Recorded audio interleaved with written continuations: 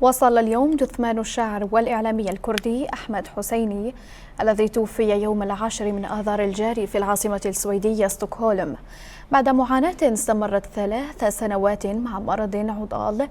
إلى روجافا.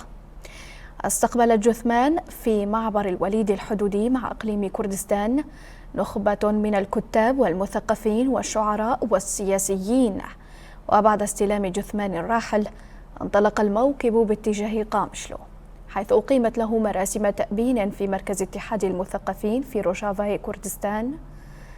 لينقل بعدها إلى عمودة، حيث تم استقباله بمراسم وداع رسمية جماهيرية في مدخل المدينة قبل أن يوارى الثرى في مسقط رأسه بالمدينة. توفي الشاعر والإعلامي أحمد حسيني عن عمر ناهز 71 عاما،